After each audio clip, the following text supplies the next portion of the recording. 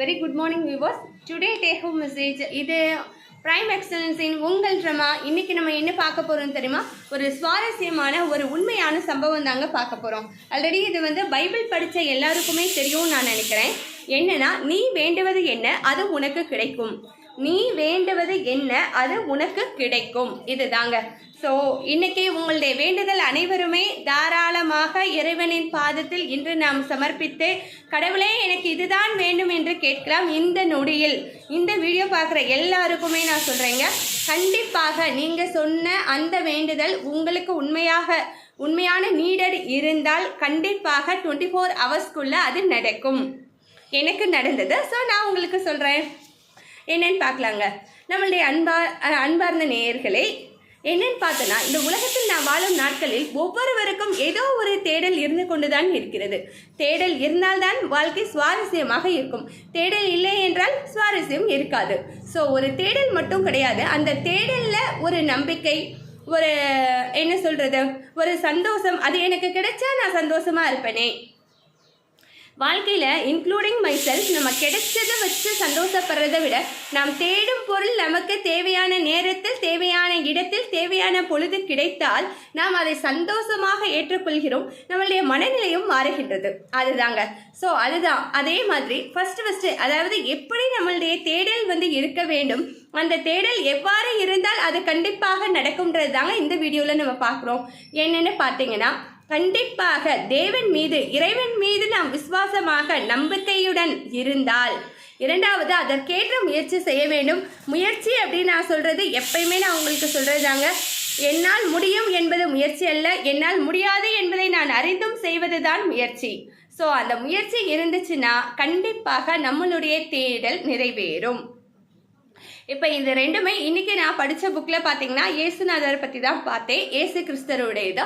So இது அவருக்கு மட்டும் கிடையாது, நமக்கு மட்டும் கிடையாது. It's applicable for all. சரிங்களா? ஸோ என்ன தான் பார்த்தீங்க அப்படின்னு நான் சொல்லிடுறேங்க. என்னென்னா, ஒரு முறை இயேசுநாதர் அந்த ஒரு வழியாக வந்துட்டே இருக்காருங்க. ஒரு வழியாக வராரு. அதாவது ஒரு முறை இயேசுவும் அவருடைய சீடர்களும் திரளாக ஜனங்களை பார்ப்பதற்காக அவர்கள் வர்றாங்க. எங்கே வர்றாங்க அப்படின்னு பார்த்தோன்னா எரிகோவுக்கு வர்றாங்க. ஸோ அப்படி வந்துட்டு இருக்கிறப்ப அங்கே அருகே பர்த்திமேயு அப்படின்ற ஒரு பிறவி குருடன் இருக்கிறாங்க. பிறவி குருடன் நார்மல் கிடையாதுங்க, அதையும் அவங்க ஹைலைட் பண்ணி அந்த இடத்துல சொல்கிறாங்க. பிறவி குருடன். பிறவி குருடன்னா உங்களுக்கு நமக்கே தெரியும் இல்லையாங்க. ஆக்சுவலாக நம்மளுடைய பூர்வ ஜென்ம புண்ணியத்தால் கிடைக்கக்கூடியது தான் நமக்கு அழகான இந்த உடல் தோற்றமும் அழகான அனைத்து விஷயங்களுமே. நாட் ஒன்லி த உடல் தோற்றத்தை நான் சொல்லலை, நமக்கு அழகாக இருக்கக்கூடிய இந்த கண்கள், நம் ஐம்புலன்களும் கரெக்டாக ஒர்க் அவுட் ஆகுதுனாலே நம்ம புண்ணிய கர்மான் தாங்க அர்த்தம். ஸோ சரி, ஓகே பாப்பா, லீவ் இட், வீடியோ முடிச்சிருந்தோம் சரிங்களா அப்படின்னு நம்ம சொல்கிறோம். பாப்பா அழுதுட்டுருக்கா, வேற ஒன்றும் இல்லைங்க. ஸோ அந்த இடத்துல பார்த்தீங்கன்னா அந்த எரிகோவுக்கு என்ன தோணுதுன்னா, அந்த வழியாக இயேசுநாதர் இயேசுபிரான் அந்த சைடு வர்றாருன்னு தெரிஞ்சவனே இயேசுபிரான் கிட்ட கேட்கணும் அப்படின்னு நினைக்கிறாரு. என்ன கேட்கணுங்க சொல்லுவார். ஒரு குருடை என்ன சொல்லிட போகிறாரு, நீங்களே சொல்லுங்கள். எனக்கு பிறவி கொடுப்பான்னு சொல்லுவார். சரியா? பார்வை கொடுப்பான்னு சொல்லுவார். அதை தாங்க அவரும் கேட்குறாரு, சத்தமாக கேட்குறாரு. இயேசுபிரானே என்னை பாரும், எமக்காக அருளும் நீவீர் அப்படின்னு சொல்கிறாரு. என்ன சொல்கிறாரு? எம்மை பாரும், எனக்காக நீவே அருளும் அப்படின்னு சொல்கிறாரு. என்னை பார்த்து எனக்கான தேவைகளை பூர்த்தி செஞ்சுட்டு இந்த இடத்துல இருந்து நீ கொஞ்சம் போயேன். பல வருடங்களாக எனக்கு பார்வை இல்லை, இதை கொஞ்சம் நீ கொடுத்தனா நல்லாயிருக்கும் சாமி அப்படின்னு அவர் கேட்குறாருங்க. ஸோ அப்படி கேட்குறப்ப இயேசுபிரான் கூட வர்ற அந்த சீடர்கள் எல்லாம் அவரை சத்த போகிறாங்க. ஏதாவது உனக்கு இருக்கா, இயேசுபிரான் வரப்ப நீ இப்படி போய் பேசிட்டு இருக்கையா அப்படின்னு சொல்கிறாங்க. பட் அவர் அதையும் மீறி, அதுதாங்க முயற்சி இந்த இடத்துல. அது நடக்காதுன்னு அந்த சீடர்கள் சொல்லி கூடவும் அவர் சத்தமாக சொன்னதை விட அதை விட அதிகமான சத்தமாக சொல்கிறார். இயேசுபிரானே நீவீர், எம்மை பாரும், எனக்கு எழுந்தருளி எனக்கு கொடுக்க வேண்டியதை கொடுத்து விட்டு தாம் இங்கே இருந்து கிளம்பவும்னு சொல்கிறாரு. ஸோ இதை பார்த்தோன்னே எல்லாருக்குமே செம ஷாக்கிங் ஆகுது. அந்த இடத்துல ஒரு 2 ஸ்டெப் போன இயேசுபிரான் திரும்ப பார்க்குறாரு. பார்த்துட்டு உனக்கு என்னப்பா வேணும் அப்படின்னு கேட்குறாரு. அவர் பக்கத்தில் வந்தவனே உனக்கு என்னப்பா வேணும்னு அவர் சொல்கிறாரு. நான் குருடனாக இருக்கிறேன், அதுவும் பிறவி குருடனாக இருக்கிறேன். ஸோ எனக்காக நீங்கள் கொஞ்சம் எனக்கு காத்தரல கூடாதா அப்படின்னு அந்த அன்பான வேண்டுகோளை அவர் திருவடியில் சமர்ப்பணம் செய்கிறார். அதுபோல் தாங்க நம்மளுடைய வேண்டுதல்களை நம்மளுடைய கடவுளின் திரு பாதங்களில் நாம் சமர்ப்பித்து, கடவுளே நான் உன்னை சரணடைகிறேன், இன்றைய பொழுது இன்றைய நிலைமையில் நான் இருக்கும் இந்த தருணத்திற்காக மிக்க நன்றி கடவுளே. Gratitude is the best attitude. நான் ஒவ்வொரு டைம் நான் உங்களுக்கு அதை தான் சொல்லுவேன்.